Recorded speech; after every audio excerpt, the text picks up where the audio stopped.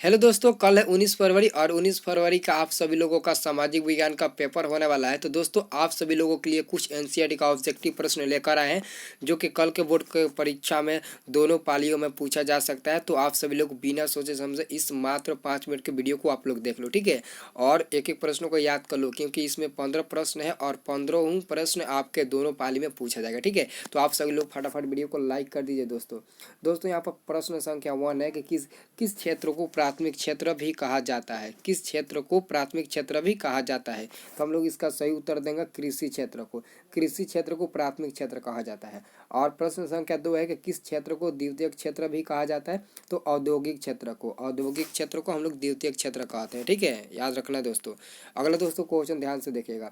अगला दोस्तों यहाँ पर क्वेश्चन है तो प्रश्न संख्या 3 है, ठीक है। प्रश्न संख्या 3 है दोस्तों कि किस क्षेत्र को तृतीयक क्षेत्र भी कहा जाता है। तो सेवा क्षेत्र को तृतीयक क्षेत्र कहते हैं। पहला क्षेत्र को कृषि क्षेत्र, दूसरा क्षेत्र को औद्योगिक क्षेत्र और तीसरा क्षेत्र को सेवा क्षेत्र कहते हैं। दोस्तों आपसे उल्टा करके भी पूछा जा सकता है कि सेवा क्षेत्र किस क्षेत्र का अंतर्गत आता है। तो आप लोग तृतीय क्षेत्र बताना।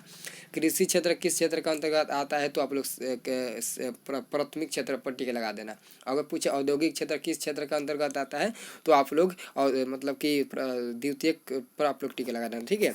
और प्रश्न संख्या 4 है दोस्तों जो प्रथम पाली और सेकंड पाली में दोनों में पूछा जाएगा कि भारत में वित्तीय वर्ष कहा जाता है। तो भारत में वित्तीय वर्ष 1 अप्रैल से 31 मार्च तक को हम लोग कहते हैं, ठीक है।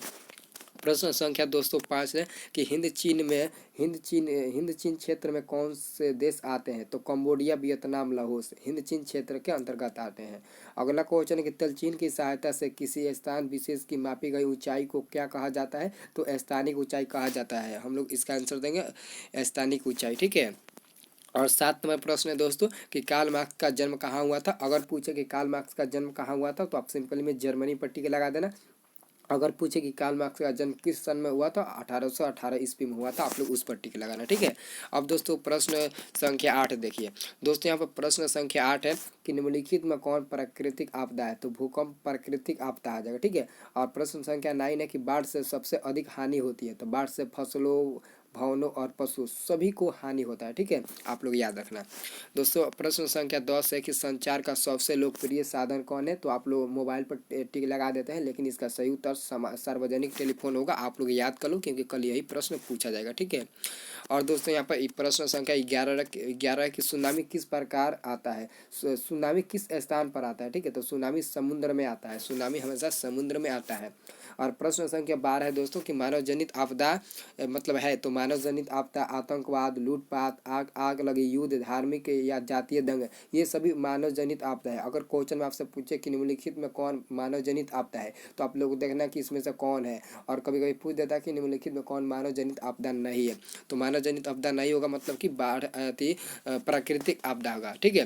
प्राकृतिक आपदा बताकर नहीं आती। भूकंप, सुनामी, चक्रवात ये सभी प्राकृतिक आपदाएं होती है, ठीक है। अब प्रश्न संख्या 13 देखिए दोस्तों यहाँ पर प्रश्न संख्या 13 है कि किस नदी को बिहार का शोक कहा जाता है। तो हम लोग कोसी नदी को बिहार का शोक कहते हैं। हम लोग कोसी नदी को बिहार का शोक कहते हैं। और प्रश्न संख्या 14 है दोस्तों कि भूकंप केंद्र के ऊर्ध्वाधर पृथ्वी पर स्थित केंद्र को क्या कहा जाता है।